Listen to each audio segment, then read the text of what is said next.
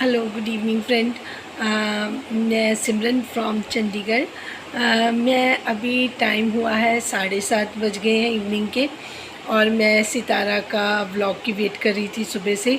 दोपहर को भी मैं वेट कर रही थी, शाम को भी देखा, अभी भी मैंने चेक किया, अभी तक कोई अपलोड नहीं हुआ है। तो मुझे सितारा की थोड़ी I am worried about her, क्योंकि वो परेशान तो बहुत थी। तो मुझे डर है कि कोई डिप्रेशन वगैरह ना उसको हो जाए, क्योंकि चीज़ें इतना अनहेल्दी माहौल घर का, और चीज़ें इतनी उलट पलट हो जाती हैं, बाहर वालों को क्या कहें, जब घर वाले ही उसको मतलब नहीं जीने देते। जब उसने थोड़े से टाइम के लिए लास्ट व्लॉग डाला था, उसमें उसने थोड़ा सा इशारा कर दिया था कि मैं व्लॉगिंग करूँगी, लेकिन अभी सूटेबल नहीं है कुछ घर पे। तो घर पे सूटेबल इसलिए नहीं है कि आप देखिए कि जितने भी व्लॉगर्स हैं, जितने भी इन्होंने तैयार किए हैं, वकार मलिक से लेके हाजी मोहम्मद, नजमा, जितने भी हैं, सब लोग कोशिश करते हैं कि वो सितारा के घर को दिखाएं, सितारा की बैल्कनी, सितारा का जो टेरेस जहाँ पे वो वीडियो बनाती है, ताकि लोगों का इंटरेस्ट बने। वो सितारा को देखना चाहते हैं, सितारा के बच्चों को देखना चाहते हैं, उसके हालचाल देखना चाहते हैं उसके, क्योंकि सितारा का व्लॉग सबसे लेट आता है, इनके व्लॉग्स पहले आ जाते हैं। तो लोग हर व्लॉग को जाके चेक करते हैं कि कहीं पे सितारा का हालचाल पता चल जाए। मैं भी ऐसे करती हूँ। तो मैं देखती थी, देखा मैंने कि वकार मलिक आए, छत पे गए, उनके बच्चों के साथ खेला। हाजी मोहम्मद ने अपना एक एक कोने को कैप्चर किया। नजमा जी काफ़ी सारे व्लॉग्स बना के चली गई थी, और वो टाइम बाय टाइम सेंड करती रही। तो इनके घर का माहौल कोई बहुत हेल्दी नहीं है। मैं बार बार, मैंने सुबह से कितने ही बार ये बात बोली कि मुझे अब आई एम वरीड अबाउट सितारा, क्योंकि एक इंसान कितना ही बर्दाश्त कर सकता है। कुछ तो बाहर की बातें, जैसे फरिया ने सब कुछ डिस्क्लोज़ किया कि नैना ने ये कुछ किया, फिर बिया ने डिस्क्लोज़ किया कि सलमा ने उसके बच्चों तक को गालियाँ। तो वो हर रोज़ क्योंकि वो सोशल मीडिया पर्सन है, तो वो भी स्क्रॉलिंग करती होगी, उनके व्लॉग्स वो भी देखती होगी किसी ना किसी के। तो वो एक, मैंने पहले भी बोला था कि मन में उसके भर जाएगा।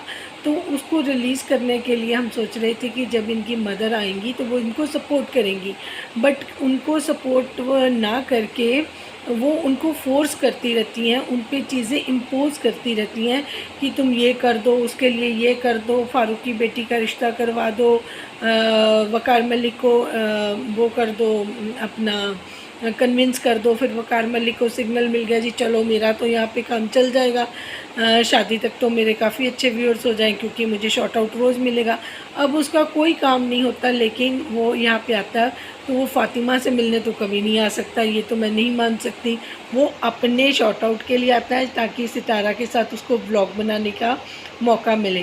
पर उसको अब उसको भी पता चल गया कि हालात बहुत ठीक नहीं हैं, क्योंकि जब दिलबर बाबर आए तो उनके व्लॉग में भी सितारा नहीं आई।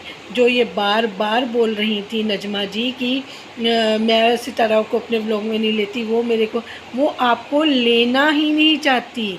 वो आपसे इतनी फेडअप हो गई है कि उसने बाकी फैमिली जिनके साथ वो व्लॉग बना लेती थी, दिलबर बाबर, उसने उनको भी छोड़ दिया because of you and your father. वो चाचू को अब नहीं अपनी रिस्पॉन्सिबिलिटी समझती, तो अब ज़बरदस्ती उसके घर में अपने फादर को वहाँ पे छोड़ के आ गई। अगर आप इतना ज़्यादा लगाव दिखाती हैं अपने अम्मी के साथ, अपने अब्बू के साथ, तो फिर आप बनाओ व्लॉग।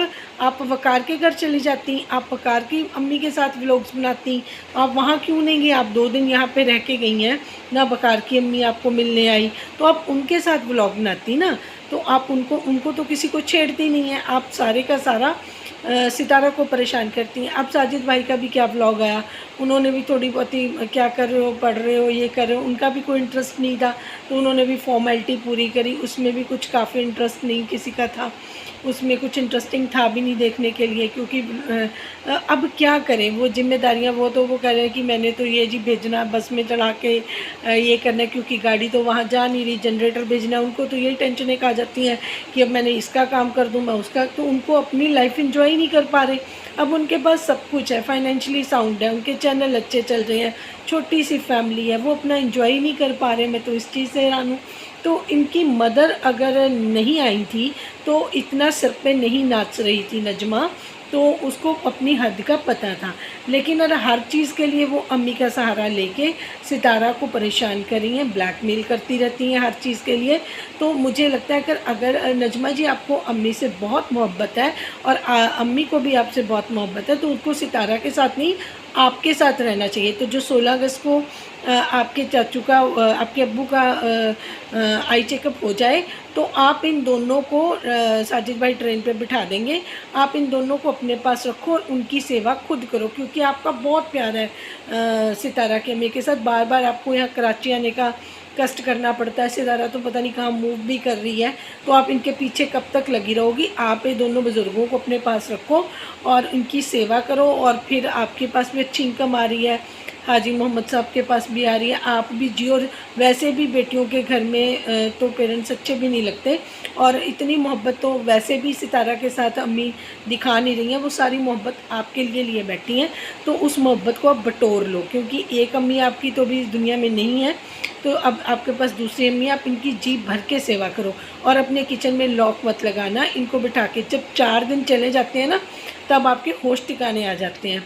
अब याद है पिछली बार आपने कहा था अब अम्मी अब्बू जा रहे हैं, जब लास्ट टाइम अम्मी आई थी आपके पास, तब आपने कहा था कि चलो जा रहे हैं, तुमने समोसे और ये चीज़ें मंगवा ली। तो अम्मी ने उसी टाइम आपको बोल दिया था कि नहीं, आपने खाना नहीं बनाया, आपने लंच नहीं बनाया था, इसलिए आपने ये मंगवाया। तो आपके बारे में सबको सब कुछ पता है। ये बहुत अच्छी बनने का आप नाटक बंद करें और सितारा को जीने दें, प्लीज़ नजमा जी, जीने दें।